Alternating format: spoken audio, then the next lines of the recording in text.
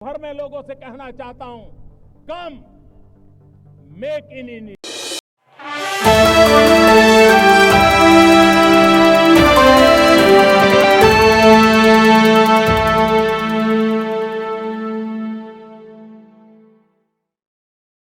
देश के साथ साथ जम्मू कश्मीर के इतिहास में 2025 बड़ी सिद्धियों और सौगातों वाला साल साबित हो रहा है।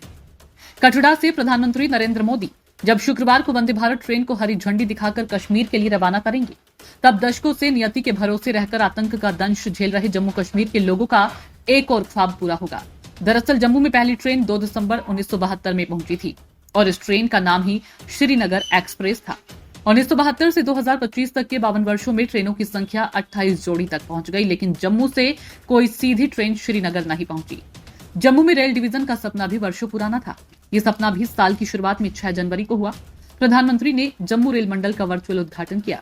उन्होंने उसी वक्त कहा था कि जम्मू कश्मीर रेल आधारभूत संरचना में नए रिकॉर्ड बना रहा है और इससे इस क्षेत्र की आर्थिक प्रगति और समृद्धि को बढ़ावा मिलेगा। यह भी सुखद है कि कश्मीर तक ट्रेन के लिए हरी झंडी दिखाने के महज 5 दिन पहले यानी 1 जून को जम्मू रेल डिवीजन को आधिकारिक दर्जा मिल गया और कामकाज भी शुरू हो गया है। दरअसल दरबार मुंह बंद होने के बाद जम्मू के लोगों के मन में पैदा हुई आशंकाओं का भी ये एक जवाब था। जम्मू की अर्थव्यवस्था को रफ्तार देने में इससे मदद मिलेगी।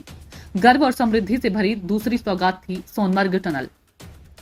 पीएम ने जम्मू कश्मीर की दूसरी सौगात 13 जनवरी को दी थी। 2700 करोड़ रुपए से अधिक की लागत से बनी 6.4 किलोमीटर लंबी सोनमर्ग सुरंग को केंद्र शासित प्रदेश की जनता को समर्पित किया था।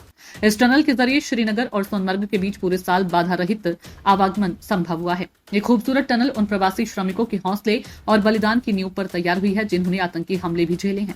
जम्मू कश्मीर को इसी साल मिली ये तीनों सौगातें प्रतीक है इस बात की कि अब ये प्रदेश रेल नेटवर्क के जरिए देश के अन्य भागों से जुड़कर अलग थलग नहीं रहेगा। खास बात तो यह भी है कि इन तीनों बड़े प्रोजेक्ट ने पीएम नरेंद्र मोदी के कार्यकाल में आकार लिया है। हाइब्रिड फाउंडेशन गगनचुंबी इमारतों में हाइब्रिड फाउंडेशन का इस्तेमाल करते हैं। बुर्ज खलीफा, शंघाई और क्लॉक टावर इसी पर बना है।